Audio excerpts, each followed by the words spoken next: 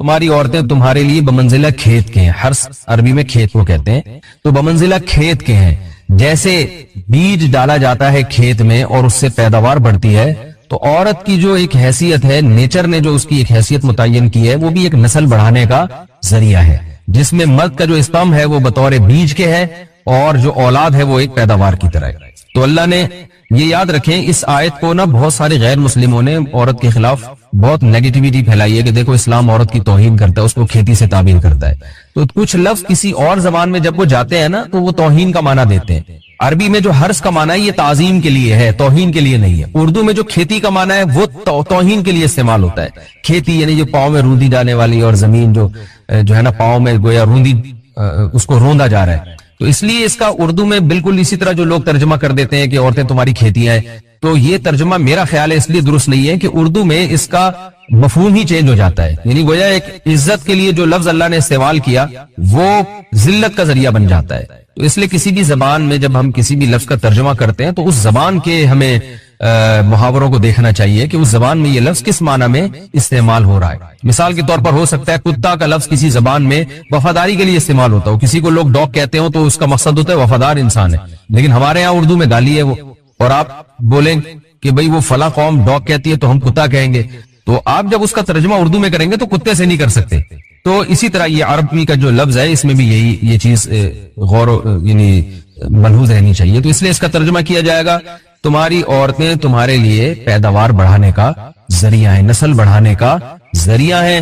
فاتو حرثکم, تم اپنے اس نسل بڑھانے کے ذریعے کے پاس آؤ, انا شئتم جیسے چاہو, وقدموا لانفسکم, اور اپنے نفسوں کے لیے آگے بھیجو, یعنی اولاد کی نیت سے آیا کرو زوجہ کے پاس اور آخرت کے لیے انتظام کرو, یعنی اولاد پیدا کر کے جو تاکہ دنیا اور آخرت میں تمہارے لیے فیوچر میں تمہارے لیے کام آئے, دنیا بھی داخل ہے آخرت بھی داخل ہے. تو یہ آیت کا بھی ایک شان نزول ہے کہ صحابہ کرام تو چونکہ جو خواتین تھیں مکہ میں صدیوں سے وہ لوگ آباد تھے, ان کے سفر خاص طور پہ عورتوں کے سفر بہت ہی کم ہوا کرتے تھے.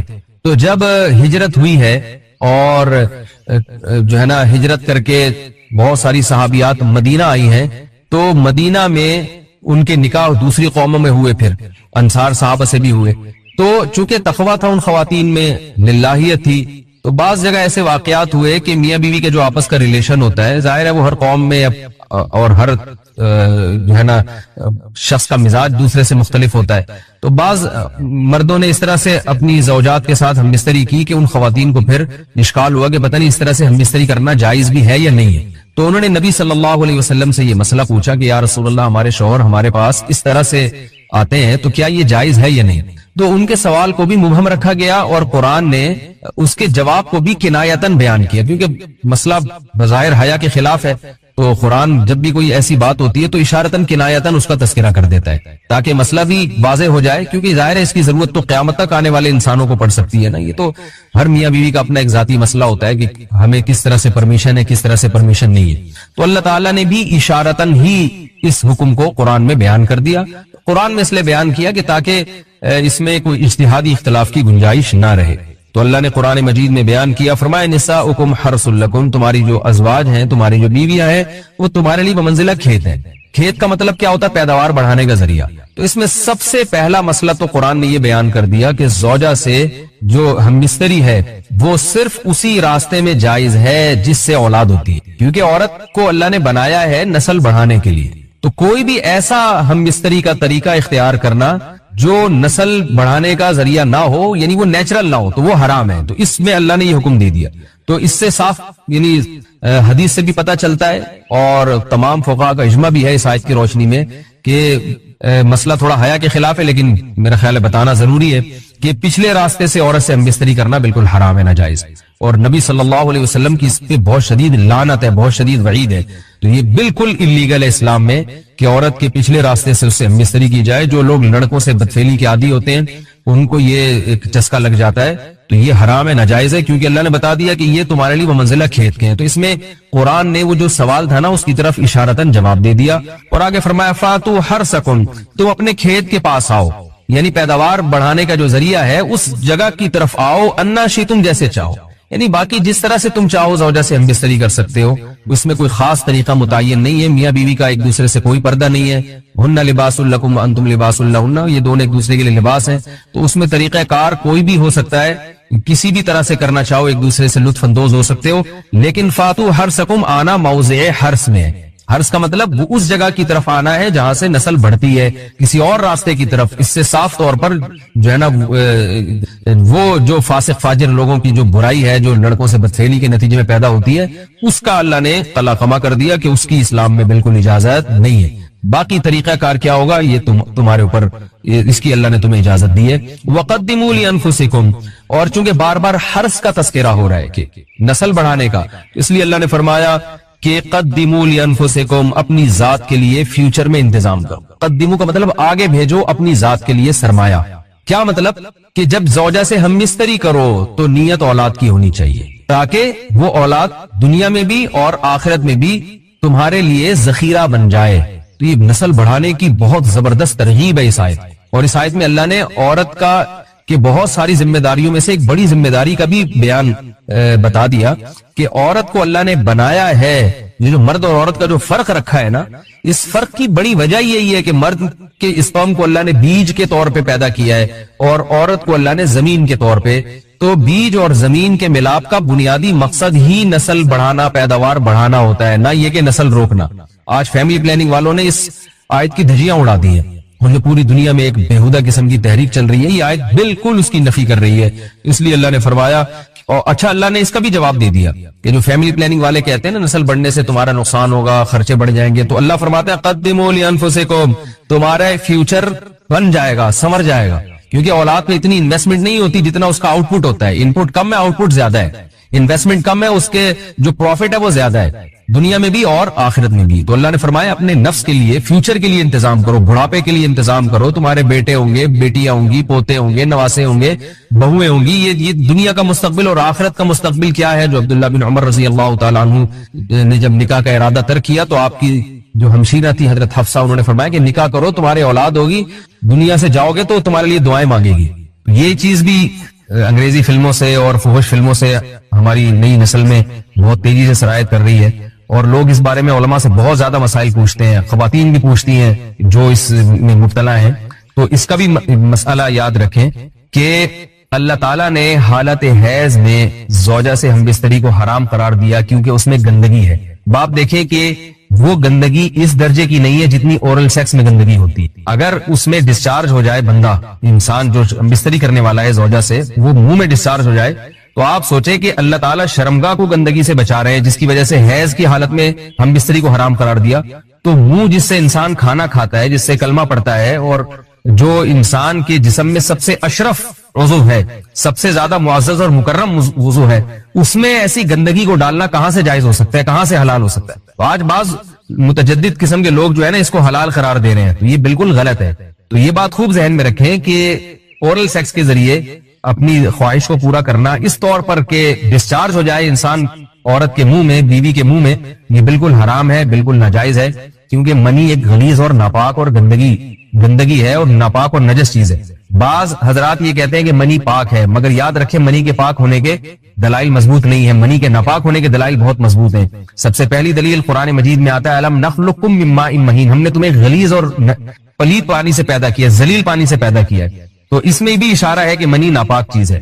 دوسری بات یہ کہ حدیث میں آتا ہے کہ کنت افرق المنی من ثوب رسول اللہ صلی اللہ علیہ وسلم ثم یصلی فیہ. حضرت عائشہ رضی اللہ تعالیٰ عنہ فرماتی ہے کہ رسول اللہ صلی اللہ علیہ وسلم کے کپڑوں پر اگر منی لگی ہوتی تھی، صحیح بخاری کی حدیث میں، اس کو کھرچ کے صاف کرتی تھی، پھر آپ صلی اللہ علیہ وسلم اس میں نماز پڑھا کرتے تھے. اب بعض حضرات نے یہاں سے استدلال کیا ہے کہ منی اگر ناپاک ہوتی تو حضرت عائشہ اس کو دھوتی، کھرچ کے صاف کرنا اس کی علامت ہے کہ منی پاک ہے. لیکن یہ بات غلط ہے. اگر منی پاک ہوتی تو حضرت عائشہ کو کھرچنے کی ضرورت نہیں تھی. بات یہ ہے کہ وہ نجاست جس کا ایک باقاعدی جسم ہوتا ہے اور وہ کھرچ کے جسم سے یا کپڑوں سے الگ ہو سکتی ہے، تو اس نجاست کو پاک کرنے کا طریقہ یہ ہے کہ اس کو کھرچ دیا جائے. ناپاک تھی تبھی تو حضرت عائشہ رضی اللہ تعالی عنہ اس کو باقاعدہ کھرچ رہی ہیں اور دور کر رہی ہیں. اور گیلی منی کو یہ ثابت ہے کہ حضرت عائشہ رضی اللہ تعالی عنہ آپ صلی اللہ علیہ وسلم کے کپڑوں سے دھویا کرتی تھی اور آپ صلی اللہ علیہ وسلم اس میں نماز پڑھا کرتے تھے. حضرت عمر رضی اللہ تعالی عنہ کے دور میں کسی شخص کو احتلام ہوا تو اس نے اپنے پورے جو ہے نا وہ کپڑے دھوئے تو حضرت عمر نے اس کو منع کیا, فرمایا کہ اتنا کافی تھا کہ اس جگہ کو تم دھو لیتے. تو اس میں بھی حضرت عمر اس کو باقاعدہ دھونے کا حکم دے رہے ہیں. کسی بھی صحابی نے اعتراض نہیں کیا کہ یار یا امیر المومنین آپ ان کو دھونے کا حکم کیوں دے رہے ہیں, منی تو پاک ہے. تو منی کے جو ناپاک ہونے کے دلائل ہیں وہ بہت مضبوط ہیں. باقی اس کو جو کھرچنے کا حکم ہے وہ اس لیے کہ منی کے پاک جو اگر خشک ہو جائے تو وہ کھرچ کے بھی پاک ہو جاتی ہے, اس کو پھر دھونا ضروری نہیں ہوتا.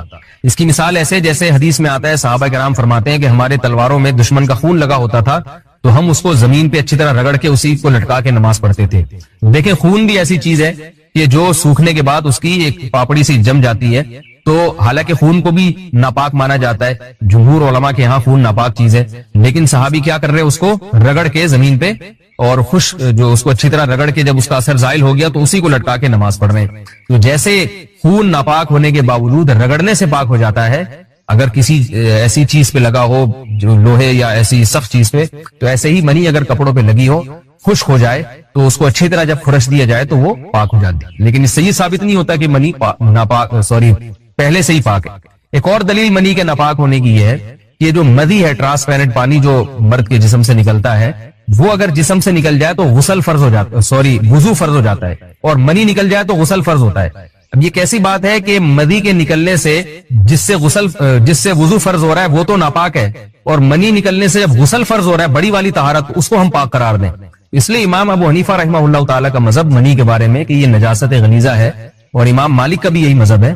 یہ مذہب بہت دلائل کے لحاظ سے قوی ہے. تو اس لیے عورت کے منہ میں ڈسچارج ہونا یہ بالکل حرام ہے, ناجائز ہے, گندگی ہے, اسلام میں اس کی قطعاً اجازت نہیں ہے. اور اگر ان ائمہ کا مذہب لیا جائے جو منی کو پاک سمجھتے ہیں, اس لیے میں یہ عرض کر رہا ہوں کہ بعض حضرات نے اس پہ فتویٰ دیا ہے. قرآن مجید میں ہے ان اللہ لا یستحی من الحق, کہ اللہ تعالیٰ حق بات بیان کرنے سے حیا نہیں کرتے. حدیث میں بھی بعض ایسے مسائل کو اللہ کے رسول نے بیان کیا ہے صلی اللہ علیہ وسلم نے جو بظاہر حیا کے خلاف ہیں, مگر اس لیے بیان کیا کہ اگر آپ صلی اللہ علیہ وسلم بیان نہ کرتے تو لوگ ان بے شرمی کے کاموں میں مبتلا ہو جاتے. اسی وجہ سے میں بھی یہ ہمت کر رہا ہوں کہ ایک اور ایسا گناہ جس میں لوگ مبتلا ہیں, اور وہ ہے حیا کے خلاف, مگر ہے بہرحال شریعت کا مسئلہ اور لوگ اس میں گناہ میں مبتلا بھی ہیں, اس لیے بتانا ضروری ہے. وہ یہ ہے کہ لوگ شادی کے بعد بھی آج کی نوجوان نسل زوجہ سے, بیوی سے غیر فطری طریقے سے ہم بستری کرتے ہیں. انٹرنیٹ پہ بےہودہ فلمیں دیکھتے ہیں, تو جو چیز انگریزوں کی دیکھ رہے ہیں کہ ان کے کلچر آہستہ آہستہ میڈیا کے ذریعے ہمارے معاشرے میں بھی آ رہا ہے. اللہ کے رسول صلی اللہ علیہ وسلم نے لعنت فرمائی ہے, ایک روایت میں ہے کہ اللہ اس کی طرف دیکھے گا نہیں کہ جو اپنی زوجہ سے پچھلے راستے سے ہم بستری کرے گا. یہ بیماری بھی, یہ گندگی بھی لوگوں میں پھیلتی جا رہی ہے. خاص طور پہ جن کو لڑکوں سے بدفعلی کی عادت پڑ جائے تو وہ زوجہ سے فطری راستے سے ہم بستری نہیں کرتے. اللہ نے فرمایا کہ نساؤکم حرث لکم, یہ تمہاری زوجات ہیں, بیویاں ہیں, یہ نسل بڑھانے کے لیے ہیں. تو اسی راستے میں انسان اپنی خواہش کو پوری کر سکتا ہے جس راستے سے نسل بڑھتی ہے. اس کے علاوہ کسی اور راستے سے اپنی خواہش کو پورا کرنا یہ حرام ہے, گناہ کبیرہ ہے, گندگی ہے. ہمارے پاس کیسز آتے ہیں, ایک پاک دامن لڑکی کی شادی ہوتی ہے, لڑکا بھی بظاہر بڑا نیک, لیکن کیا ہے لڑکا چونکہ ٹھرکی ہوتا ہے, شہوت کا درندہ ہوتا ہے, تو وہ یہ نہیں دیکھتا کہ میں اپنی بری خواہش مٹانے کے لیے میں اپنی زوجہ کو غیر فطری طریقے پر مجبور کیسے کر سکتا ہوں. تو مجبور کرتا ہے پھر اپنی بیوی. اس میں جو عورتیں زیادہ پاک دامن نہیں ہو, نیک نہ ہو, یا ان کو یہ ڈر ہو کہ طلاق ہو گئی تو ہم کہاں جائیں گے, وہ پھر اپنے شوہر کے ساتھ اسی غیر فطری طریقے پر آمادہ ہو جاتی ہیں. اور اس کا عذاب اور اس کا وبال یہ ہوتا ہے کہ کچھ دنوں میں ان کو بھی اسی کی لت پڑ جاتی ہے. انسان جب بھی کوئی غیر فطری راستہ اختیار کرتا ہے, آخرت کا عذاب تو بعد میں, دنیا کا عذاب یہ آتا ہے کہ پھر اس کو لذت فطرت میں آتی نہیں ہے. تو جو راستہ اللہ نے رکھا ہے اس میں اس کو لذت نہیں آئے گی, وہ گندگی میں ہی گھسنے کی کوشش کرے گا, اس کی بھی فطرت خراب ہو جاتی ہے, اور جس کے ساتھ یہ بدفعلی کی جائے اس کی بھی فطرت خراب ہو جاتی ہے, وہ بھی پھر کسی کے قابل نہیں رہتے. تو اپنے جان پر رحم کرنا چاہیے. ہم انسان ہیں, ہم درندے نہیں ہیں, ہم گھوڑے نہیں ہیں, ہم گدھے نہیں ہیں, ہم جانور نہیں ہیں, ہم انگریز نہیں ہیں. انگریز نے تو حیا اور شرم کی تمام حدود کو توڑ دیا ہے, وہ تو درندے بن چکے ہیں. ہم تو درندے نہیں ہیں, ہم تو حلال کھاتے ہیں, پاک صاف رہنے کی کوشش کرتے ہیں. تو ہم ان کی جو کلچر دیکھ دیکھ کے ہم ویسے درندے بننے کی کوشش کیوں کریں. تو یہ بہت بڑا وبال ہے, بہت بڑی برائی ہے جو ہمارے معاشرے میں آہستہ آہستہ جڑ پکڑتی جا رہی ہے, اور اس سے بیماریاں بھی پھیلتی ہیں. غیر فطری طریقہ ہے, بیماریاں بھی پھیلتی. ایسے کیسز آتے ہیں کہ جناب وہ مرد مجبور کر رہا ہے بیوی کو اور وہ بیوی جو ہے ساتھ نہیں دیتی تو پھر اس کو طلاق کی دھمکیاں دیتے ہیں. ایسے کیسز بھی آتے ہیں. اور یہ بھی آتا ہے کہ مرد جب اپنی بیوی کو غیر فطری طریقے پر مجبور کرتا ہے, بیوی آمادہ نہیں ہوتی, تو مرد کو یہ دھمکی دیتا ہے کہ بھائی میری خواہش تو تم سے پوری ہوتی نہیں ہے, پھر میں دوسروں کے پاس جاؤں گا. تو یاد رکھیں, جس عورت کا شوہر یہ دھمکی دے اس کو کہ میں زنا کروں گا اگر تم نے میری خواہش پوری نہیں کی غیر فطری طریقے سے, تو عورت اپنے شوہر سے کہہ دے کہ جاؤ تم کہیں اور جا کے منہ کالا کرو, تمہاری فطرت میں گندگی ہے تو یہ مجھے گندا بنانے کی کوشش نہ کرو. اس کو زنا کرنے دیں, وہ اللہ آخرت میں اس سے بھگتے گا. ہر بیماری کا اللہ نے علاج رکھا ہے. اللہ کے رسول صلی اللہ علیہ وسلم نے فرمایا, صحیح بخاری کی حدیث, ما انزل اللہ من داء الا انزل له دواء, کوئی بیماری ایسی نہیں ہے جو اللہ نے نازل کی ہو اور اس کے لیے دوا نہ رکھی ہو دنیا میں. تو اگر کسی کو ایسی لت پڑ گئی ہے غیر فطری کام کی تو اس کو چاہیے کہ وہ اپنا علاج کرائے, ڈاکٹر سے بھی رابطہ کرے. اور سب سے بڑا علاج یہ کہ کچھ وقت صبر کرے گا, چھوڑ دے گا کچھ عرصے کے لیے, تو خود بخود آہستہ آہستہ صحیح ہو جائے گا. ایک آدمی شراب کا عادی ہے, ایک علاج تو یہ کہ ڈاکٹروں سے رابطہ کرے, بہتر علاج کے چھوڑ دے. کتنے دن تڑپے گا؟ 1 دن 2 دن 3 دن 4 دن 1 ہفتہ 2 ہفتہ, بہت زیادہ سال ہو جائے گا نا, اس کے بعد خود بخود ٹھیک ہو جائے گا. سگریٹ کا عادی ہے, چھوڑ دے گا. تو کتنے لوگ ہم نے دیکھے ہیں دن میں 20 سگریٹ پیتے تھے, چھوڑنے پر آئے تو بالکل ایک دم چھوڑ دی انہوں نے, آہستہ آہستہ کر کے چھوڑ دی, لیکن تکلیف ہوئی مگر عادی ہو گئے. تو اب کسی کو یہ لت پڑ گئی ہے غلط کام کی, برائی کی, تو اس کا بہترین علاج یہ ہے کہ وہ اپنے آپ کو بدلنے کی کوشش کرے, ماحول بدلے, اور کچھ وقت صبر کرے گا تو اللہ اس سے یہ عادت چھڑا دے. نہیں کی, صبر نہیں کیا اس نے, پھر اسی گندگی میں موت واقع ہوگی, پھر آخرت کا عذاب بہت سخت. نسلیں برباد ہو جاتی ہیں اس عمل سے انسان کی. تو بات حیا کے خلاف ہے, مگر یہ کہ ایک بزرگ تھے وہ بات فرما رہے تھے, تو کسی نے پوچھا کہ حضرت آپ حیا کے خلاف بات کرتے ہیں, تو انہوں نے فرمایا تم بے حیائی کے کام نہیں چھوڑتے, ہم اس چھڑوانے کے لیے بات کریں تو ہم برے ہیں, اور تم کام کرو تو بھی برے نہیں. برائی کا کام کرنے میں برا نہیں بنتا, اور برائی کے خلاف بولنے والا برا بن جاتا ہے کہ دیکھو یہ کیسی باتیں کر رہے ہیں. تو بھائی باتیں ہیں اس لیے ہیں کہ یہ معاشرے میں یہ برائی پھیلتی چلی جائے گی, اور یہ ہماری اپنا کلچر نہیں ہے, یہ امپورٹ ہو رہا ہے باہر سے, یہ امپورٹ ہو رہا ہے, یہ وہاں میڈیا کے ذریعے آ رہا ہے. تو وہ چیزیں دیکھا نہ کریں اور ان لوگوں سے دور رہا کریں. ہمیں تو دین کا داعی ہو کے ان کو ہدایت پر لانا تھا, بجائے ہم ہدایت پہ چل کے دوسروں کو چلانے والے بن کے ان کے راستے پہ ہم نے چلنا شروع کر دیا. اللہ تعالیٰ ہمیں اب دیکھیں ان کے ہاں ایڈز کا مرض پھیل گیا ہے. آپ بتائیے یہ ایڈز کا مرض ہمارا ہے کیا؟ یہ بیماری ہماری ہے یا ان کی ہے؟ ہمارے ہاں بیماریاں ہیں, کھانسی ہے, نزلہ ہے, ٹھیک ہے نا, بلڈ پریشر ہے, شوگر ہے, یہ بیماریاں ہماری ہیں. کوئی اللہ کا شکر ہے گندی بیماری ہمارے ہاں نہیں ہے. جتنی گندگیاں ہیں وہاں سے آ رہی ہیں. ایڈز کا مرض وہاں سے امپورٹ ہوا ہے. وہ ایڈز کا مرض اسی بدفعلی کی وجہ سے پیدا ہوتا ہے, اسی سے جراثیم پیدا ہوتے ہیں, اور اتنا خطرناک مرض کے ایسے متعدی ایسے پھیلتا ہی. افغانستان میں ایڈز کا ریشو 0 تھا, 0. وہ جانتے نہیں تھے کہ ایڈز کا مرض ہوتا کیا ہے. جب سے امریکن آرمی, برطانیہ آرمی افغانستان میں آئی ہے, فوجی آئے ہیں, افغانوں میں ایڈز کا مرض پھیل گیا ہے. انہوں نے وہاں بدفعلیاں شروع کر دی ہیں. تو وہ تو حالانکہ ان کے لیے زنا کتنا سستا ہے, کتنا سستا ہے نا ان کے لیے زنا, پھر بھی وہ لڑکوں کی طرف مائل ہوتے ہیں. تو اتنی گندگی, ایسا گندا جب انسان بن جائے پھر اللہ اس کے وجود کو برقرار نہیں رکھتے, اور رکھتے ہیں تو پھر آخرت میں سزا دینے کے لیے اپنے آپ کو ان گندگیوں سے بچانا چاہیے, حلال پہ اکتفا کرنا چاہیے. اللہ تعالیٰ ہمیں حلال پہ قناعت کی توفیق عطا فرمائے اور پاکیزہ لوگوں میں ہمارا شمار فرمائے. اگر شادی شدہ عورت 40 دن میں بھی ایک دفعہ, اچھا بھائی دیکھو یہ حیا کے خلاف مسائل جو ہے نا یہ اس چینل پہ نہ پوچھا کرو. مرد پر لازم ہے کہ کم سے کم 4 مہینے میں بیوی سے ایک دفعہ وہ لازمی ہم بستری کرے. تو اگر وہ 4 مہینے میں ایک دفعہ بھی نہیں کرتا تو پھر جو ہے وہ دیانتاً ذمہ دار ہوگا. اس بات کا خطرہ ہے کہ وہ گناہ گار ہو, کیونکہ حضرت عمر رضی اللہ تعالیٰ عنہ نے قانون بنایا تھا کہ 4 مہینے سے زیادہ کوئی بیوی سے دور نہ رہے.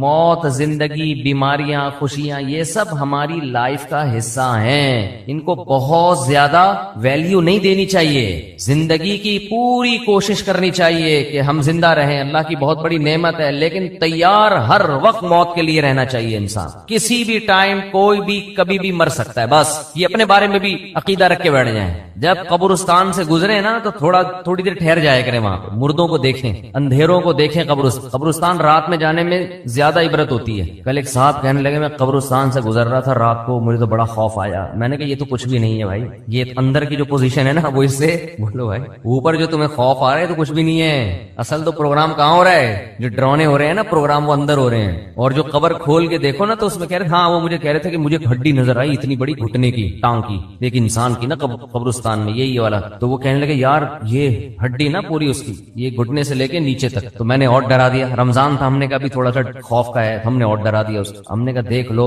یہ آدمی صبح صبح نہا دھو کے کوٹ ٹائی لگا کے آفس جایا کرتا ہوگا. اب مجھے کیا پتا کوئی رکشے والا تھا, ٹیکسی والا تھا, یا کوئی بہت بڑا آفیسر تھا, لیکن آفیسروں کا بھی حال بہرحال ہوتا تو یہی ہے نا. تو میں نے کہا یہ صبح صبح نہا دھو کے کوٹ ٹائی میں پرفیوم لگا کے اپنی لینڈ کروزر میں بیٹھ کے جاتا ہوگا. اور اب کیا حال ہوا ہے, اس کی ہڈی نکال کے لوگ دکھا رہے ہیں کہ یہ قبرستان سے کیا نکلی ہے. وہ ہے بھائی, بولو بھائی ہڈی. کل ہمارا بھی یہی حال ہوگا. اور یہ تو ابھی اچھی کنڈیشن میں ہے, ہڈی سے پہلے کیا حال تھا جب لاش میں کیڑے پڑتے ہیں اور سڑتی ہے لاش اور پھولتی ہے اور پھٹتی ہے, 2 منٹ میں انسان کی اوقات پتہ چل جاتی ہے یہ ہے کیا. یہ فن خان بنا پھر رہا تھا. اور اب کیسے دفناتے ہیں نا لوگ, بدبو نہ آ جائے لاش میں, اس کو دفناؤ جلدی, مٹی ڈالو اس کے اوپر, تھوڑے دن تک اس کی حفاظت ہوتی ہے قبر کی, اس کے بعد بھول جاتے ہیں. اور گورکن اس کا ایسا فائدہ اٹھاتا ہے ایک ایک قبر میں. یہ تو قیامت کے دن جب پاپوش کے قبرستان سے اور یہ محمد شاہ کے قبرستان سے جب مردے اٹھیں گے تو پتا چلے گا کہ آدھی آبادی تو ایک ہی قبرستان سے اٹھ رہی ہے.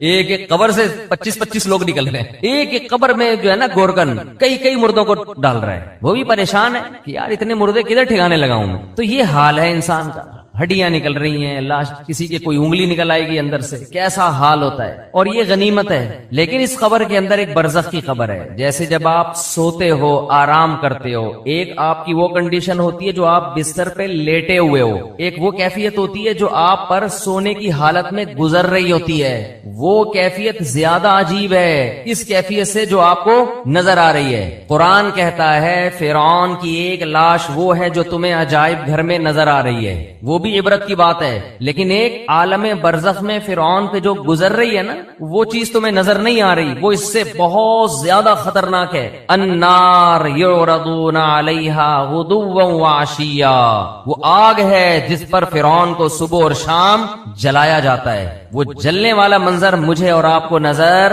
نہیں آ رہا, وہ اس سے زیادہ ڈینجرس ہے. تو برزخ کی بھی ایک حیات ہے, برزخ کی بھی ایک زندگی ہے. قبرستان کے نیچے آگ بھی ہے, اور اللہ نے جنت کے باغات بھی رکھے اس میں. جو مردے کے اوپر جو کیفیات گزر رہی ہوتی ہیں وہ اس سے زیادہ خطرناک ہے. ایک روایت میں آتا ہے آپ صلی اللہ علیہ وسلم نے فرمایا اگر تم قبر کے اندر کے حالات کو دیکھ لو تو مردوں کو دفنانا چھوڑ دو, یہ حال ہو جائے. تو دنیا کے بارے میں یہ تصور بٹھانا کہ یہ مسافر خانہ ہے, یہ دل لگانے کی جگہ نہیں ہے, یہ کھوپڑی میں بیٹھے گی, یہ بات 2 کام کرنے سے, ورنہ یہ بات کھوپڑی میں بیٹھے گی نہیں. ایک تو روزانہ سوچنا چاہیے اور موت کا تذکرہ بار بار کرنا چاہیے, قبرستان بار بار جانا چاہیے.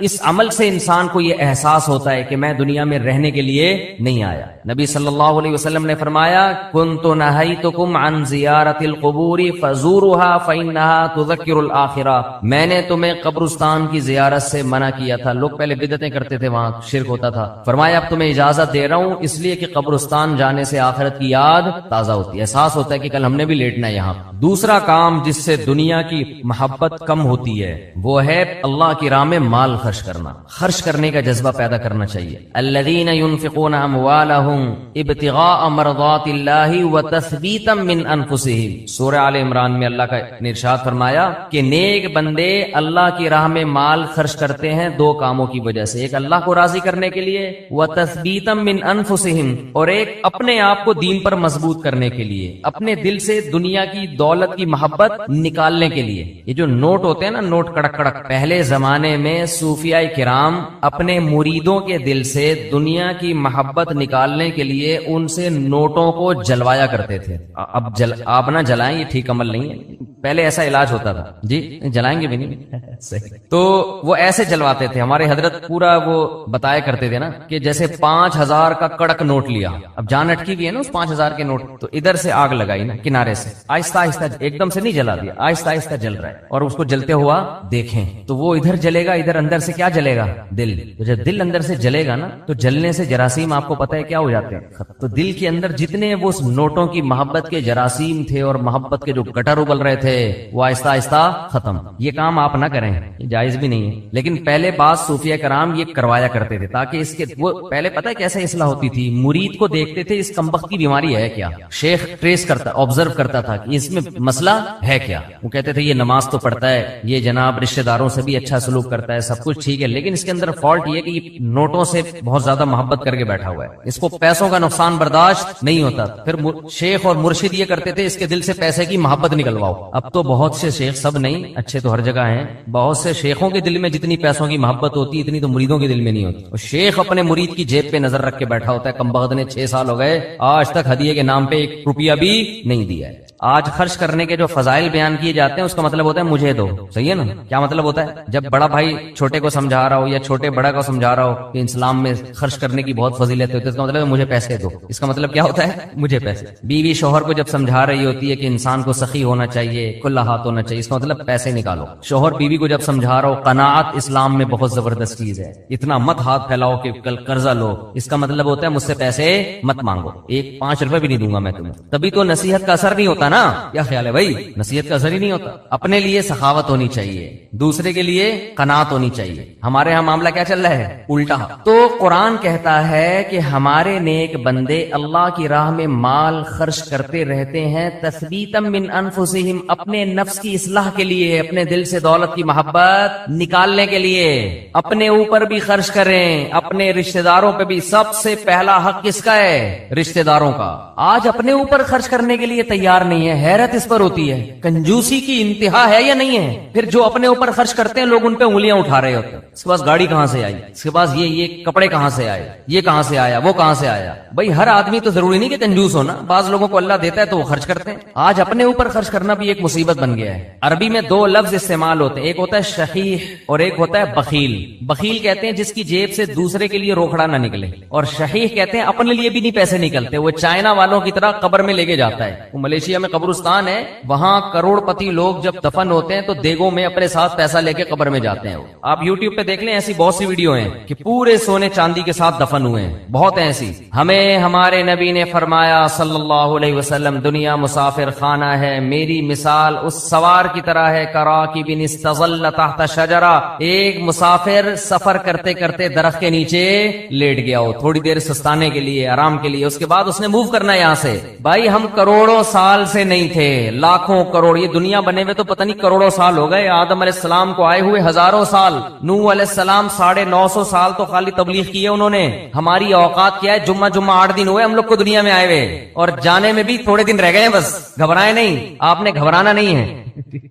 تو یہ میں آپ کو ڈرانے کے لیے یہ باتیں نہیں کر رہا کہ آپ کہیں یار جمعہ 8 دن نہیں اور 4 دن رہ گئے جانے میں، یہ حقیقت ہے۔ موت سے ڈرنے کا فائدہ نہیں ہے، موت سے دوستی لگانے کا فائدہ ہے۔ دیکھو جس ڈاکو نے پیچھا کرنا ہی ہو، آپ کسی محلے میں رہتے ہیں، آپ کو پتا چل گیا یہاں ایک بندہ میرے پیچھے پڑا ہوا ہے، میری ہاتھ دھو کے مارے گا وہ مجھے یا مجھے پکڑے گا، تو آپ محلہ تبدیل کر لو گے؟ کیا خیال ہے کہ بھائی اس دہشت گرد کو تو محلے سے نکالا نہیں جا سکتا، خود ہی محلہ تبدیل کر لو۔ جیسے ہی آپ نے محلہ تبدیل کیا وہ دوسرے محلے میں پہنچ گیا، پھر وہ آپ تیسرے محلے میں گئے وہ وہاں پہنچ گیا، اب آپ بھاگ بھاگ کے تھک گئے مگر وہ آپ کا پیچھا نہیں چھوڑ رہا، تو پھر آپ کیا کرو گے؟ وہی کرو گے جو امریکہ افغانستان میں کر رہا ہے، مذاکرات کی دعوت دو گے۔ آپ کیا کرو گے؟ بولو بھائی قطر مذاکرات ہوں گے، یار بیٹھو آؤ، وہ تو کہہ رہے تھے 20 سال پہلے یہ کر لیتے مذاکرات، لیکن چلو دیر آئے درست ہے، وہ کہے گا آؤ بیٹھو مذاکرات کرتے ہیں۔ تو آپ بھی یہی کرو گے نا اس ڈاکو کے ساتھ کہ بھائی تمہیں کیا مسئلہ ہے، میری جان کے پیچھے ہاتھ دھو کے کیوں پڑ گیا ہے، آؤ بیٹھو، پیسے چاہیے، کیا چاہیے تمہیں؟ تو آپ مذاکرات کے ذریعے کمپرومائز کی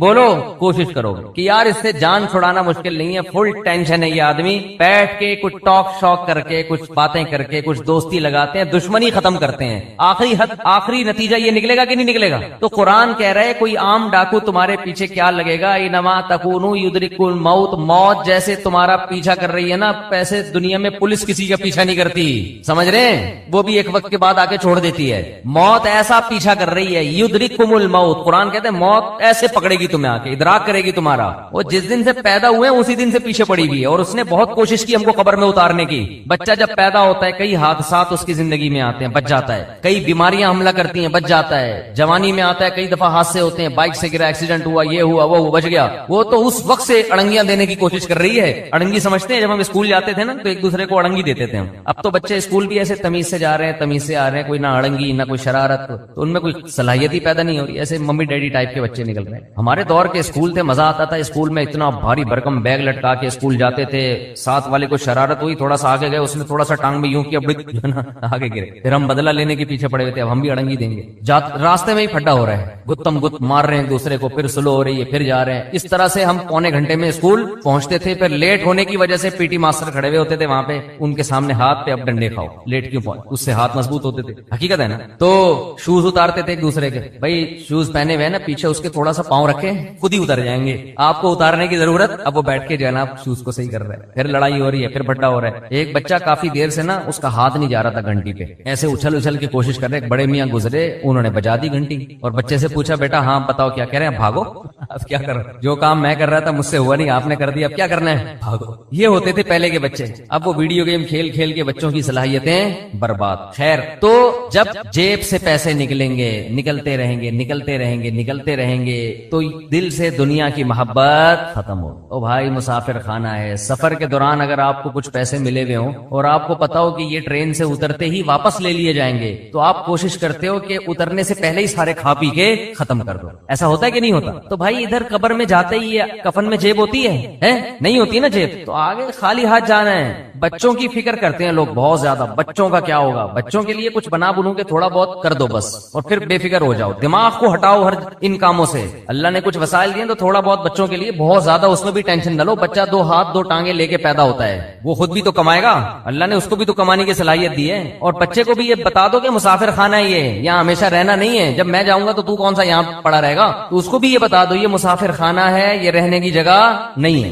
वो मैं अपने छोटे बच्चों को सुबह सहरी के वक्त ये समझा रहा था ना कि देखो हम सबने मरना है। बच्चों में ना ये बातें बार बार दिमाग में, बहुत छोटे बच्चे के तो ना डालें, वो बाज़ दफा डर भी जाता है, लेकिन हंसते खेलते उनको ये बावर कराते रहे कि देखो हमने जाना है, ये दुनिया रहने की जगह नहीं है। ये चीजें आज वालिदैन बताते नहीं है। तो मैं बच्चों को लेके बैठा हुआ था, चंद दिन पहले की बात है, मैं बच्चों से कह रहा था देखो बच्चों सबने जाना है, सबसे पहले हो सकता है मैं जाऊं। तो एक छोटी बच्ची कहती है भाई अब्बू मुंह से ना बातें अच्छी निकालनी चाहिए, इंसान मुंह से क्या करना चाहिए, बातें अच्छी निकाल। मुझे हंसी आ गई, मैंने सोचा इसको यहाँ बिठा देता हूँ कि अब आप नसीहत करो, हम सामने बैठते हैं जाके। बच्चे आजकल बहुत डेढ़ होशियार किस्म के पैदा हो रहे हैं, तो बच्चों को जब कहना कि मुंह से बातें अच्छी निकालनी चाहिए, क्या मौत मौत की बातें हैं, तो बोलो बेटा यही अच्छी बातें हैं, मुंह से जिंदगी की बातें अच्छी नहीं है। तो मैं ये कर रहा था, जिस डाकू ने आप पे पंजे गाड़ने ही है, पकड़ना ही है, तो उससे मुज़ाकरात करके दोस्ती लगा ली जाए ना, तो मौत एक ऐसा दुश्मन है जो किसी कीमत पे आपको माफ नहीं करेगा, तो इससे भाग नहीं सकते, इससे दोस्ती लगाई जा सकती है। मौत से बातें किया करें बैठ के, भाई कोई मसला नहीं है, जहां तुमने इतने लोगों को कब्र में उतारा मुझे भी उतार देना, तो लेकिन आप चाहती क्या हो मुझसे, ठीक है ना, प्रॉब्लम क्या है आपके साथ, मैं तो तैयार हूं गले लगाने के लिए। तो मौत कहेगी कि देख मैं जब किसी को पकड़ती हूं ना, तो किसी से को दोस्त बन के पकड़ती हूं और किसी को दुश्मन बन के। जिसका अमल अच्छा हो, मौत उसके लिए एक महबूब को महबूब से मिलाने का जरिया है। जिसका अमल अच्छा नहीं है, मौत उसके लिए बहुत बड़ी आफत और तबाही है। हजरत उमर की शहादत का जब वक्त था तो फरमाया कि मुझे जल्दी दफनाना।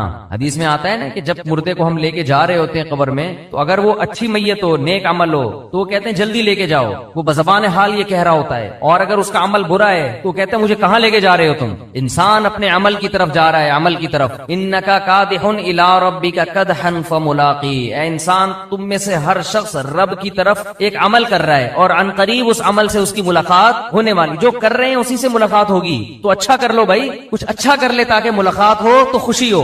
तो नबी सल्लल्लाहु अलैहि वसल्लम ने फरमाया इत्तकुन नारा वलौ बिशिक्कि तमरा, सदकात और खैरात का सबसे पहला फायदा क्या है, आपके दिल में दुनिया की मोहब्बत खत्म होगी और इससे दुनिया में सुकून मिलेगा, आप रिलैक्स हो जाएंगे। देखो किसी को किसी से इश्क हो गया और उस इश्क की मुराद पूरी नहीं हो रही, तो सुकून के लिए क्या कहा जाएगा, उससे تعلق ختم کر دو، یہی کہا جائے گا نا، دوستی ختم کر دو تاکہ عشق ختم ہو جائے۔ اس وقت ڈپریشن اور اسٹریس کا سب سے بڑا سبب دنیا کی محبت ہے۔ انسان چاہتے ہیں میری ساری خواہشات پوری ہوں، موت کے لیے وہ ذہنی طور پر تیار نہیں ہے، تو اس کا حل یہ کہ اس محبت کو ختم کرو۔ مسافر خانہ بول بول کے ختم کرو، مسافر خانہ ہے بھائی، مر جائیں گے آج نہیں تو کل مریں گے، وہ فلاں مر گیا تو اللہ مغفرت فرمائے، سب نے مرنا ہے بھائی، بس مر گیا تو کیا ہوا، آج ہم نے کل ہم نے مرنا ہے، کل آپ نے مرنا ہے، سب نے مرنا ہے۔ قبرستان تو ایسے ہی آباد ہوں گے۔ اصل تو ہماری وہ 6 فٹ کی، دیکھو راحت اندھوری کا شعر میں نے لائیو سنا تھا، 2 گز صحیح لیکن میری ملکیت تو ہے، اے موش تو نے مجھ کو زمیندار کر دیا، او کما قال، کہ 2 گز صحیح ہے اور میری ملکیت تو ہے نا۔ تو یہ شعر میں نے سنا، اور ابھی راحت اندھوری کہاں ہے؟ اسی 2 گز کی زمین میں۔ جب وبا آئی تھی کرونا کی تو راحت اندھوری کا شعر آیا تھا کچھ اس وبا کے بارے میں، اور اسی وبا سے راحت اندھوری کا انتقال ہوا کرونا میں، سمجھتے ہیں کہ نہیں؟ تو آدمی بتا رہا ہوتا ہے اور لیٹا ہوا ہوتا ہے قبر میں، سب مر مر کے بھر رہے ہیں قبریں، جا رہے ہیں دنیا سے۔ تو اس کا استحضار کرنا چاہیے اور دل سے دنیا کی محبت نکالنے کے لیے وہ نوٹ خرچ کریں جس پر آپ کا دل سب سے زیادہ اٹکا ہوا ہو۔ سمجھتے ہو حدیث میں آتا ہے کہ سب سے افضل صدقہ وہ ہے کہ جس میں صدقہ کرنے کا دل نہیں چاہ رہا ہو۔ بات آ رہی ہے سمجھ میں؟ صدقہ کرنے کا بولو بھائی دل نہیں چاہ رہا، وہ نکالو جیب سے۔ اور صحابہ یہ بھی پوچھتے تھے کہ کہاں خرچ کریں؟ نبی نے فرمایا، ہاں پہلا فائدہ میں بتا دوں کہ دل کی اصلاح ہوتی ہے، دوسرا فائدہ ذہن کو سکون ملتا ہے، ڈپریشن اسٹریس ختم ہوتی ہے، تیسرا فائدہ اللہ کا غضب ٹھنڈا ہوتا ہے، گناہ انسان سے ہو جائے اللہ غضبناک ہوتے ہیں۔ آپ نے فرمایا آگ سے بچو، اگرچہ کھجور کا ایک دانہ صدقہ کر کے ہی ہو، کچھ نہ کچھ کرو صدقہ تاکہ اللہ کا غضب کیا ہو؟ ٹھنڈا۔ تو بہت سارے ہیں، رمضان میں چونکہ نبی سخاوت کا دریا بنا کرتے تھے تو رمضان میں زیادہ کرنا ہے۔ کرنا کہاں ہے؟ یہ بہت اہم سوال ہے۔ سب سے پہلا حق اسلام نے آپ کے غریب ترین رشتہ داروں کا بنایا۔ آج کل غریب لوگ مارکیٹ میں اویلیبل ہیں نہیں، پہلے میں یہ بتا دوں، آپ غریب تلاش کرنا مشکل کا ہے لیکن اتنے آسانی سے نہیں ملتے، اس میں فراڈ ہی زیادہ ملتے ہیں۔ تو اگر رشتہ داروں میں کوئی واقعی مستحق ہے تو جنت کمانے کا اس سے بہتر موقع آپ کے پاس نہیں ہے۔ اور رشتہ داروں کو تو ویسے بھی ہدیے دے دیا کرو بھائی، بہن بھائیوں نے آپس میں پیسوں کے تبادلے چھوڑ دیے، دعوتیں ہو رہی ہیں جن کا کوئی فائدہ نہیں ہے، بلا کے اتنا قورمہ دیکھ پکا کے سب کو کھلا دیا، وہ پہلے اپنے گھر میں نہیں کھا رہا کیا بیٹھ کے؟ پیسوں سے جتنی حاجت پوری ہوتی ہے کسی کی، اتنی دعوتوں سے پوری نہیں ہوتی، تو پیسے دو بھائی ان کو۔ رواج ہی ختم ہو گیا کہ بھائی اپنی بہن کو لفافے میں ڈال کے پیسے دے دے۔ اور رشتہ دار جو قریبی ہے نا، ان کے لیے مستحق ہونا ضروری نہیں ہے، مستحق تو زکات کے لیے ضروری ہے، پھر ورنہ زکات ادا نہیں ہوگی۔ ویسے صدقہ دینے کے لیے سامنے والے کا مستحق ہونا ضروری نہیں ہے، اپنے قریبی رشتوں کو آپ ہدیے کے نام پہ لفافے میں پیسے ڈال کے دے دیا کرو۔ یہ چیز ہمارے معاشرے میں ختم ہو رہی ہے۔ تہادوا تحابوا، آپ نے فرمایا ایک دوسرے کو ہدیے دیا کرو، اس سے محبت بڑھے گی، بجائے دینے کے کیا کر رہے ہیں؟ الٹا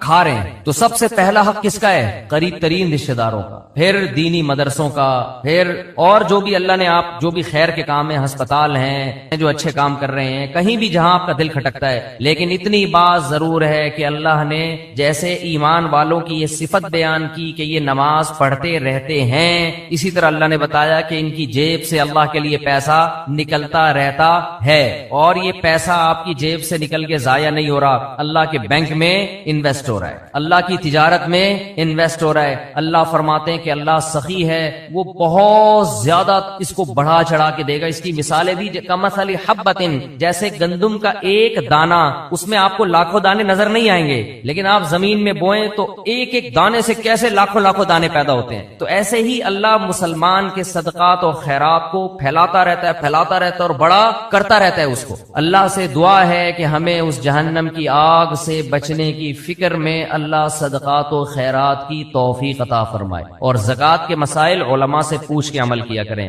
پیسہ آنا کامیابی ہے، اگر کامیابی ہوتی تو پیسے جس کو پیسہ ملا وہ ناکام کیوں ہو گیا؟ قارون ناکام کیوں ہو گیا؟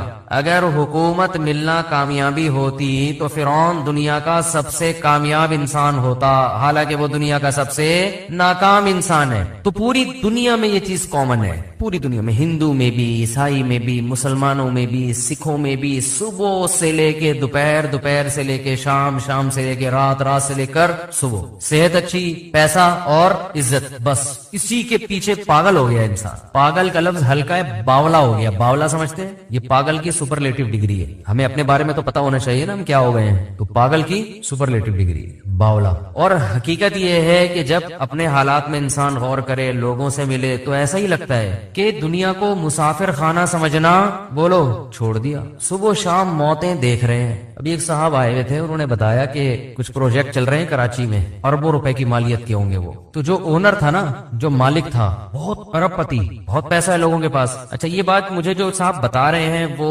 बैंक के मैनेजर हैं, जाहिर है उनके सामने अकाउंट की पूरी डिटेल मौजूद होती है। उन्होंने नाम नहीं लिया मुझे, क्योंकि ये तो इलीगल है ना, नाम नहीं लिया, बस बताया कि कराची का एक बड़ा ताजिर है। मुझे उन्होंने कहा कि उससे मैं आपकी मुलाकात करवाऊंगा, कुछ बातें पूछनी है, उसने पूछनी है या आपने उसको कुछ नसीहत करनी है। अजीब बात आप देखें, दोबारा मेरी उन साहब से जब मुलाकात हुई तो उन्होंने कहा कि उसका इंतकाल हो गया। उसका बोलो भाई, बोलने में तो कोई हर्ज नहीं है ना, इससे दिमाग में दिल में बात बैठती है। क्या हो गया? इन्ना लिल्लाह। इतना बड़ा आदमी, 20-20 गाड़ियां दाएं बाएं चला करती उसके, बहुत पैसा, कोई सियासी जमात के नहीं है। बैठे बैठे क्या हो गया भाई? इन्ना लिल्लाह। भाई इन्ना लिल्लाह की कोई वजह भी तो होती है। कोविड हुआ था, क्या हुआ था पता नहीं, कोविड था नहीं था, लेकिन टेंशन, इतना पैसा कि जब पैसा आता है तो बड़ी खानदानी बात की उन्होंने, और कहा गोरे ये कहते हैं कि जब पैसे का ग्राफ बढ़ता है ना, ऊपर जाता है, तो मौत का चांस भी उसी हिसाब से, मौत का ग्राफ भी उसी हिसाब से ऊपर जाता है। समझ रहे हो? जैसे जैसे पैसा आएगा ना, मरने के चांसेस भी उतने ही हिसाब से बढ़ते चले जाएंगे। गोरों की रिसर्च है, गोरों की। लिहाजा जैसे जैसे पैसा आ रहा है तो ऐसे आदमी को अपनी जिंदगी बचाने के लिए गरीब आदमी की निस्बत ज्यादा मेहनत करनी पड़ती है। समझते हैं? कुछ नहीं तो नैप वाले आजकल पीछे पड़ जाते हैं, वही टेंशन दे दे के मार देते हैं। न करना न कराना कुछ नहीं है, खामखा की क्या है? टेंशन। बिला वजह आके पूछेंगे कहां से आ रहा है, किधर जा रहा है, क्या कर रहा है, क्यों कर रहे हो, ये हिसाब दो, वो हिसाब दो। आखिरत के हिसाब से पहले इतना हिसाब शुरू हो जाता है, वैसे ही एक दिमाग में टेंशन। तो बात मैं यर्ज कर रहा था कि इतना बड़ा ताजिर और बैठे बैठे इन्ना लिल्लाही व इन्ना इलैहि राजिऊन, ये है दुनिया, इट इज कॉल्ड दुनिया। तो इतनी मौतें अपने सामने मैंने भी देख ली, आपने भी देख ली, इतने लोगों को मरता देखा। और मौत ऐसी जालिम चीज है, वो ये नहीं देखती कि आपकी बच्ची की अभी शादी होने वाली है, आप अभी पहली या दूसरी की तैयारी कर रहे थे, आपकी अभी एक जॉब लगी है, तनख्वाह का पहला दिन है आपका बेटा अभी जवान हुआ है, या ये कि आपके अब्बा को आपकी अभी जरूरत है, या मुआशरे को आपकी अभी जरूरत है, कुछ भी नहीं देखती। कोई भी किसी भी टाइम पे मर सकता है। मैं अक्सर इस मौके पे एक वाकया बयान करता हूँ। हमारे दोस्त थे आलिम, बड़े मालदार भी, इकलौते बेटे अपने वालिद के, उन्होंने पढ़ा लिखा के उनको आलिम बनाया, बहुत पैसा खर्च किया और हर लिहाज से उनको बेफिक्र कर दिया। वो थे भी बड़े ज़हीन और बड़े परहेजगार और बहुत खूबसूरत भी थे। सारी चीजें जमा हो जाएं, दीन की खिदमत का जज्बा भी, दीन का मजबूत इल्म भी, खानदानी एतबार से भी, और यंग बिल्कुल। तो हमारा जब हम तालिब इल्म थे, हमने कहा यार अल्लाह इनसे बहुत काम लेगा, ये बहुत कुछ बड़े बनेंगे ये। तो हाई रूफ में कहीं जा रहे हैं, पीछे बैठे हुए, तो कुछ औबाश किस्म के लड़के कराची में, वो रीवो या वीगो टाइप की कोई गाड़ी थी बड़ी, उसमें गलत ओवरटेक किया उन लड़कों ने और हिट किया। ऑन द स्पॉट उनकी डेथ हो गई। अच्छा, एक रात पहले मेरे से गपशप हुई, बहुत अच्छी गपशप हो रही है हमारी, और गपशप भी क्या हो रही है, बहुत माजरत के साथ, मैं उनको दूसरी शादी की तरगीब दे रहा था। मैंने कहा आपके पास इतना पैसा है, आप खूबसूरत भी है माशाल्लाह, इल्म भी आपके पास बहुत है, तो आपको चाहिए किसी बेवा से दूसरी शादी कर ले। बेवा से मैं तरगीब दे रहा था उनको। उन्होंने कहा यार मेरी घर वाली राजी नहीं है, मेरी वाइफ मेरी फड्डे कर रही है, मैंने बात चलाई है, एक दिन पहले भी हुई थी ना, तो बात चलाई है, बड़ा मसले हो गए, ये नहीं हो सकता, इट इज इम्पॉसिबल वगैरह वगैरह। आजकल नहीं। मैंने कहा भाई देखो, मैंने उनको ये समझाने की कोशिश की कि आप अगर मर जाते हैं तो आपकी बेगम बेवा हो जाएगी, वो सारी जिंदगी बैठी रहेगी फिर ऐसे, तो इस चीज को मुआशरे में प्रमोट करें। मैंने कहा आप भी मर सकते हैं, मैं भी मर सकता हूँ, कोई और भी मर सकता है, तो जो हालात दूसरी औरतों के वो इनके साथ हो जाएंगे। तो आप इसकी बुनियाद रख लें ताकि अल्लाह न करे आप मरते हैं तो कोई आपकी बेवा से कर ले, आपके बच्चों को कोई सरपरस्त मिल जाएगा। 2-3 बच्चे थे उनके, कोई सरपरस्त मिल जाएगा आपके बच्चों को, कोई जो है वो। और जाहिर है कि खानदान में ही करता है ना, खानदान वाले करे तो ठीक है, गैरों में थोड़ी बच्चे जा सकते हैं। मैंने कहा हिम्मत करें, बहुत हिम्मत दिलाई है जी, मैंने घंटा लगा दिया होगा उनके ऊपर। फिर आखिर में कहने लगे इस जमाने में अदल बहुत मुश्किल है, बराबरी नहीं हो सकती। मैंने कहा आपको अल्लाह ने पैसा भी दिया, आप मुत्तकी भी माशाल्लाह हमारी राय में, और लोग भी कहते हैं आप परहेजगार आदमी हैं। आपके जो पूरे खानदान से दीन के मामले में टक्कर लेने के वाकयात भी मुझे मालूम है। उनके बड़े वाकयात थे कि एक दफा उनको कहीं शुबा हो गया कि मेरे वालिद की जो कमाई है उसमें कुछ शुबा है, तो वो घर से बाइकआउट कर लिया उन्होंने, मैं नहीं खाऊंगा। फिर वो पता चला नहीं ऐसा नहीं है। मैंने कहा आपने कई मौके पे दीन के मामले में पूरे खानदान से टक्कर भी लिया है, तो इसका मतलब आप में हौसला भी है। इसके बावजूद भी अगर आप अदल नहीं कर सकते तो फिर मैंने कहा ये कुरान से 4 शादियों वाली आयतें निकाल दें, ये ऐसे ही अल्लाह ने नाजिल कर दी हैं, दुनिया में कोई भी अदल कर ही नहीं सकते। तो अल्लाह ने बस जनरल नॉलेज के लिए بتا دیا کہ 2 بھی کر سکتے ہو مجبوری میں، لیکن پریکٹیکلی یہ ممکن نہیں ہے، تو ویسے ہی آ گئی۔ میں نے ان کو سمجھانے کے لیے ہنسنے لگے، مانے پھر بھی نہیں۔ میں نے دیکھا ہے کہ جب میں دلائل کے انبار لگاتا ہوں لوگ ہنستے ہیں، مجھے پتا ہوتا ہے مانیں گے پھر بھی نہیں، بس ہنستے ہیں مسکراتے ہیں، ویل ڈن، زبردست دلائل آپ کے، السلام علیکم، جا رہا ہوں۔ ایسا ہی ہوا۔ اگلے دن 12 بجے مجھے خبر آئی کہ ان کے ایکسیڈنٹ میں انتقال ہو گیا۔ اف، مجھ پہ بڑی قیامت گزری۔ ان کے گھر والوں کا ہمارے گھر والوں کے پاس فون آیا کہ وہ رات آئے تھے اور کہنے لگے کہ میں بھی ایک کرنا چاہتا ہوں، کسی بیوہ سے کر لوں گا۔ تو ظاہر ہے خواتین تو اس پہ رد عمل کرتی ہیں، جو ایک نیچرل ہے بالکل۔ کہہ رہے میں نے اتنا ریئیکشن کیا کہ صبح جانے سے پہلے انہوں نے کہا کہ بے فکر رہو، میرا ارادہ نہیں ہے، خام خامے ٹینشن نہ لو۔ اچھا، میں نے اب بات چل پڑی ہے تو ایسی اپنی بھیجی باتیں کرنی نہیں چاہیے، لیکن جب چل پڑی ہے تو بس اللہ کی طرف سے ہو گیا، یہ میرا کوئی ارادہ نہیں تھا ایسی باتیں۔ تو میں نے اس وقت تازہ دوسری کی ہوئی تھی اور بہت موسٹ وانٹیڈ بنا ہوا تھا میں کہ جہاں ملے کوٹو اس کو پکڑ کے۔ میں ٹھیک ٹھاک ٹینشن میں تھا ان دنوں میں۔ تو ان کے گھر والوں نے ہمارے گھر والوں کو فون کیا کہ آپ کو جو غم پہنچا ہے نا کہ آپ کے میاں نے دوسری کی ہے، وہ میرے غم سے بہت کم ہے۔ آپ کے بچوں کے پاس باپ بھی ہے، آپ کی ایک سوگن آئی ہے، بس مجھے جو غم پہنچا ہے، میرے میاں رات کو بات کر کے گئے ہیں اور پھر ایگریمنٹ کیا نہیں کروں گا، تو میں تو سرے سے میاں سے ہی محروم ہو گئی۔ میرے ذہن میں یہ بات آئی کہ یہ اتفاقی واقعہ نہیں ہے، یہ کوئی اتفاقی حادثہ نہیں، اللہ کی طرف سے مصلحت تھی اس میں، اور میں بیان بھی اسی وجہ سے کر رہا ہوں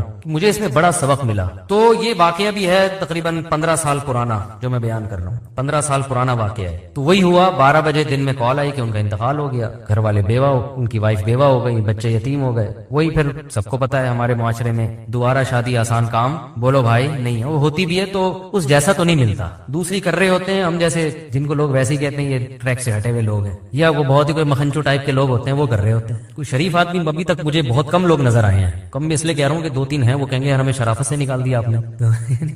تو کوئی سمجھدار آدمی، کوئی عزت دار لوگ، کوئی وہ نہیں تیار ہوتے اس کام کے لیے۔ تو میں کہتا ہوں یار بس یہ سوچ لیا کرو کہ بیوی میری بیوہ بھی ہو سکتی ہے، اور عورتیں بھی یہ سوچ لیا کریں کہ میں بیوہ بھی ہو سکتی ہوں۔ اللہ جیسے دوسری عورتوں سے اللہ نے میاں کو چھینا ہے تو میرے میاں کو بھی اللہ مجھ سے چھین سکتے ہیں، تو معاشرے کی ایک ضرورت ہے۔ خیر، یہ بات یہاں سے چلی تھی کہ جب ان کی انتقال کی خبر آئی نا، میں بہت پریشان ہوا کہ یار ان کے والد نے ان کو اتنا پڑھایا، آج پھل کھانے کا وقت تھا، آج وقت تھا بھئی تاجر اپنے ایک بیٹے کو وقف کر دے، اب وہ عالم بنے، اب ماشاءاللہ دین کی خدمت کا موقع ملا، اور اللہ نے وہ خدمت ہی نہیں لی، پہلے ہی موت ہو گئی۔ اور موت بھی ایسے ہوئی ہے کہ ان کے لیے جو گاڑی ادارے نے رکھی تھی وہ گارڈ کے ساتھ، بڑی گاڑی کہ اس میں جائیں گے یہ، کیونکہ کراچی کے حالات بہت خراب تھے۔ تو ان کے والد نے کہا تھا کہ میرے بیٹے کو آپ جب بڑی گاڑی دیں گے اور گارڈ دیں گے، یہ نظروں میں آ جائے گا لوگوں کی، تو خام خام کی دشمنیاں بنے گی، ان کو ہائی روف میں ایسی کھچاڑا سی گاڑی میں جس میں کوئی یہ سمجھے ہی نہیں کہ یہ کوئی بڑی شخصیت ہے، یہ کسی بڑے ادارے سے ان کا تعلق ہے۔ تو زندگی بچانے کے لیے ہائی روف کا انتظام کیا تھا، اور وہی ہائی روف موت کا ذریعہ بن گئی۔ اس لیے ہم کہتے ہیں زندگی کے اسباب اختیار ضرور کرو، صحت کے اسباب ضرور اختیار کرو، لیکن ہوگا وہی جو چاہے گا اللہ، جو سبب ہے وہی موت کا ذریعہ بن جائے گا اگر اللہ چاہے گا تو ان کو تو ہائی روف میں اس لیے بٹھایا تھا کہ تاکہ ہائی لائٹ نہ ہو، کراچی کے حالات خراب ہیں، لوگ یہ نہ سمجھے کوئی بڑا آدمی جا رہا ہے، تو خام خام میں دہشت گرد نشانہ بناتے ہیں ایسے لوگوں کو۔ اور وہی ہائی روف کیونکہ آگے بڑی گاڑی سے بڑی گاڑی ٹکرائے تو اتنا مسئلہ نہیں ہوتا، ہائی روف تو بیچاری ویگو کے سامنے کوئی حیثیت نہیں ہے نا اس کی۔ تو میں جو بات کرنا چاہ رہا تھا وہ یہ کہ میں بہت پریشان رہا کہ یار اس میں کیا حکمت ہے اللہ کی، اللہ کا تو کوئی کام حکمت سے خالی نہیں ہوتا نا، اس میں کیا حکمت ہے کہ اتنے اچھے آدمی اور اتنے ہر لحاظ سے اللہ نے ان کو نوازا۔ ابھی شادی بھی ہو سکتا ہے کر لیتے بعد میں، وہ تو اس وقت انہوں نے انکار کر دیا، شروع میں تو سبھی کرتے ہی ہیں، بعد میں ایک دماغ میں ایک وائرس چلا جاتا ہے ان کے۔ میرے بیان جو بھی سنتا ہے نا خواتین سے کہتا ہوں کہ ان کا کووڈ-19 کا ٹیسٹ کروایا کرو، ہمارا والا کووڈ-19 یہ شادی والا، یہ وائرس ایک دفعہ جو میرے پاس آ گیا یہ پھر نکلتا نہیں ہے، یہ جیسے کووڈ-19 شکلیں بدل کے آ رہا ہے نا، لندن میں کسی اور الگ ہی اسٹائل میں آیا یہ، تو یہ شکلیں بدل کے آئے گا جب تک بندہ بوڑھا نہیں ہو جاتا۔ ہاں بوڑھا ہو جائے گا پھر وہ ایک بھی اس کو بری لگے گی، ایک کی باتیں بھی یہ کیا شادی لگا کے رکھی ہے، جب تک جوان ہے اور میرا بیان سن رہا ہے یہ وائرس یہ تو ہوتا ہے کہ ایکٹیو نہ رہے، لیکن ختم ہو جائے یہ نہیں ہوتا، تو کسی بھی وقت ایکٹیو ہو سکتا ہے، وہ کس وقت ہوتا ہے پھر وہ الگ ٹاپک ہے، وہ پھر موضوع ہٹ جائے گا کہ وہ بعض دفعہ آپ کہہ رہے